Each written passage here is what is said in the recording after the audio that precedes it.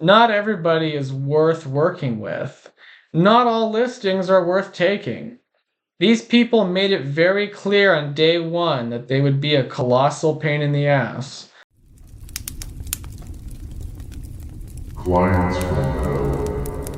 A few years ago, I signed up a very typical listing in my farm.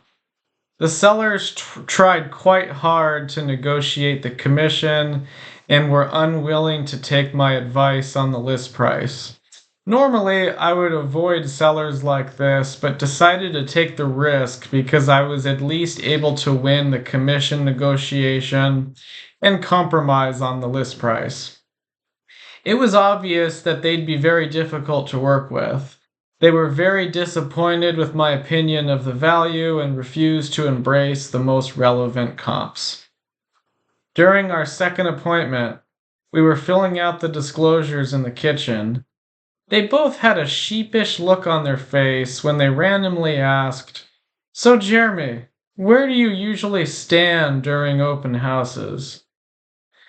I knew that whatever their reason was for asking, I wouldn't like it. I just said the living room or kitchen and left it at that. We were scheduled to hit the market on a Friday. That day, at the last minute, the sellers insisted that we raise the list price another 50 grand. I tried to convince them otherwise by pointing to relevant comps, but they insisted. The next morning, I'm cruising around the neighborhood, putting my signs out. When I was done, I noticed that they sent me a lengthy email. It was several paragraphs outlining how they want their home shown and what sort of demeanor they expect me to have. The email outlined all kinds of specific requests, like using certain sprays and having the blinds open in just a certain way. It also said they'd be stopping by towards the end of the open house for a vibe check. After reading that, my heart was pounding and I knew I wanted out. When I arrived at the property, I saw that they put a camera in the kitchen. All I could think about was my exit strategy. Should I just fire them? I wanted to, but my concern was that the fallout from walking away might create other stress. It seemed like a situation where I lose no matter what I do. As expected, the seller did arrive towards the end of the open house. I told them I'd text them the group count before heading home. We already had an understanding that a more detailed report would be given over the phone on the following Monday. After locking up, I walked to my car. I pulled my phone out as soon as I sat down to text them. Before I could do that, they called me and said they could see me. It turns out they were waiting in their car across the street. They walk up to my car.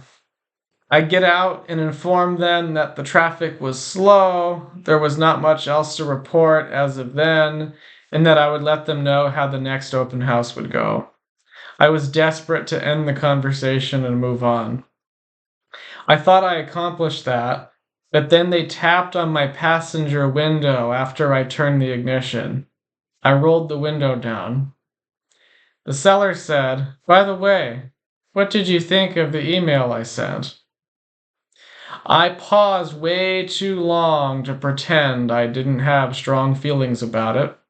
This was my opportunity to shift the power dynamic in the relationship.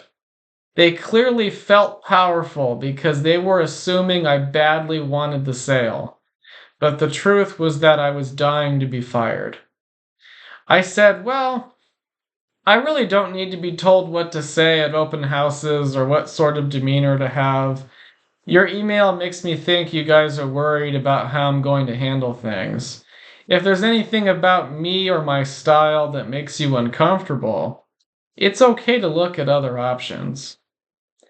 This was my nice way of saying, I'm not going to change, and it's okay if you want to fire me and start over with someone else. The seller seemed surprised and then said that's a very strong reaction to what they thought was a very friendly email. They said I must deal with a lot of trauma.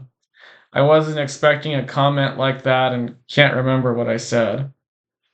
As an aside, it's so awkward when polite people are irritating. I strongly prefer dealing with unapologetic assholes versus these smiling, passive aggressive types.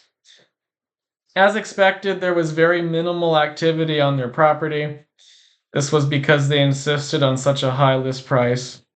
Eventually, we finally accepted an offer. The price was almost exactly what I quoted them when we met. Towards the last several days of the escrow, the seller became worried about rain seeping into the house because of a huge upcoming storm. They called me in the evening and said that a gardener was lined up to put some sandbags down during the following afternoon. I said I'd stop by in the morning to leave a lockbox for him. The following morning around 10:30, the seller called me in a panic and said the gardener was already at the property. This seller had a Ring camera, of course. They were upset that I wasn't already there and asked where I was. I said I was just a few blocks away. They rudely told me to hurry up and get over there. They were speaking to me as if I was late, which really pissed me off. We had an understanding that I'd be there sometime in the morning and that the gardener would swing by sometime in the afternoon. I assured him I'd be there soon. About 30 seconds after we hung up, they called again. Annoyed, I answered the phone and just said, "Yes." The seller immediately went on a rant about how it always seems like they're bothering me when they call and that I need a better attitude. I told them I don't need to listen to this and hung up. A few minutes later, I arrived at the property and took care of everything I needed to do. Before hitting the road, I emailed the sellers wishing them well with their next chapter and that my manager would be their point of contact going forward. I then blocked their numbers and emails. We closed escrow. So, what's the lesson here? The sad thing for me in this situation is that this was a refresher for a lesson that I already learned. Not everybody is worth working with. Not all listings are worth taking. These people made it very clear on day one that they would be a colossal pain in the ass. All of the classic signs were there.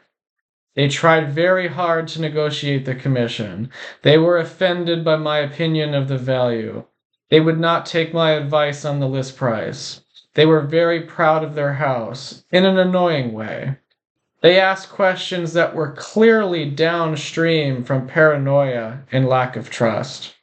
And this was just day one. Everything only went further and further downhill as time went on. It got so bad that every time the seller called, texted, or emailed me, my heart would speed up. This listing probably took 3 years off my life. And yet, I am responsible for all of the stress and anxiety caused by this listing. I don't blame the sellers for being who they are. I actually think that they were nice people that meant well, but they were just dealing with a lot. I blame myself for taking the listing when I knew they weren't worth dealing with. Why did I do it? I don't know. On the day I signed them up, I was probably hungrier than usual because I had a lot of expenses coming up. As things got worse and worse, I kept telling myself it would all end soon enough, or at least that it couldn't get much worse. But anyway, here's what I want you to take away from this. Never take business you know you don't really want. Steer clear of sellers who obsess over the commission. If they fixate on that, it signals that they don't believe in your value proposition. Avoid sellers who won't take your advice on something as important as the list price. If they don't trust you on something so foundational, they clearly don't trust you at all. That lack of trust will create stress for you and them. Stress kills.